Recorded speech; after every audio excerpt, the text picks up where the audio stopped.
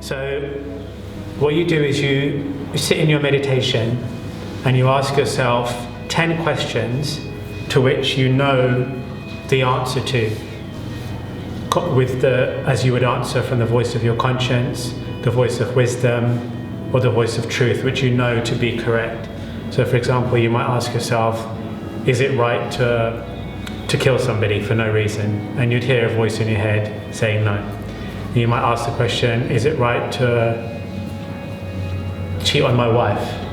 And the answer in your head should be no. And you might ask yourself, is it right to something or the other? 10 questions that you know the definite answer to is no or yes, according to wisdom, according to God's word, according to your soul. Then you start to ask a question, but what you do when you hear the answer, listen to where it comes from in your consciousness. There'll be a point in your brain which will answer it, and it will be a spatial point.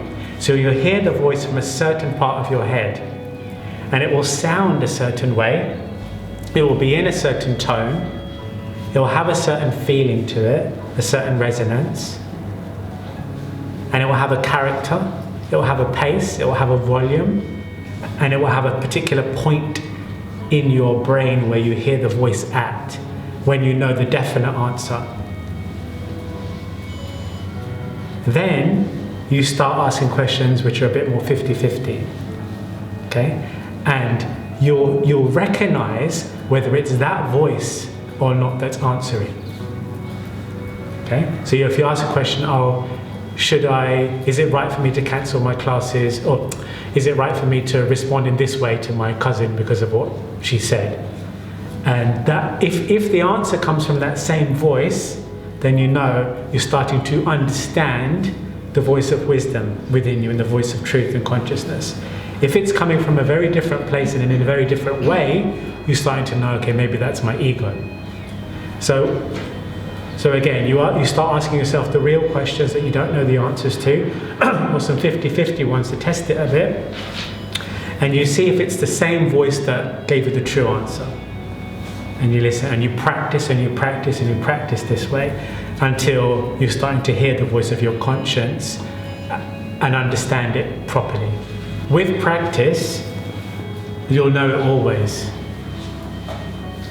The reason I give you this technique is because some people, they find it difficult to know what this voice is or where is it coming from. But the thing is, I always say to people, your wisdom is always talking to you, but all of us have a voice of conscience. We all know when we've done something wrong in some area of our life. It's identifying that voice that's going to be important, and then talk to it. So first you give it a test that you know, and then you test it down. Yeah. One thing you might notice is that the voice of the ego and the voice of emotion comes from here. It's very frontal and it's very rough and raw and quite quick in its speech. So it will be like from the front area that your emotions are going to come from. They kick back. Emotions are set, I think, on the right side of the brain at the front. And that's your kickback reactional voice. So you know when you're starting to respond quickly and roughly and jerkily, that's always your emotion. So that's never likely to ever be your wisdom. I'm not saying you shouldn't listen to your emotion, but it's likely to be that. If you're looking for truth, it's not going to sound like that. Yeah? But the voice of truth normally comes from the center towards the back, maybe about 20 degrees down, towards where the medulla oblongata is, and where the stream of consciousness comes in from God is towards the back central part of the head. And you'll notice it's sitting near the pineal pituitary gland. And when truth is coming to you, you'll hear it in a very soft way. It will almost be whispering. I wrote a poem once called The Soul Speaks in Whisper. You should dig it out. And it's describing how the soul talks to you. The other thing is when the soul is speaking to you and you're looking for the truth, it's going to be breath is calm, nervous system is calm, mind is at like lake technique. So another way to check it is, would lake technique work right now? If you're coming up with, yes, that's the answer, that's what I should do, that's not right, this is not right, that's not right. And then say, okay, let me do lake technique instead of see if I'm still feeling that same way. And because lake technique will tell you your brain state, your brain waves. And if you think you've found a solution and lake technique isn't working, you're in the wrong space.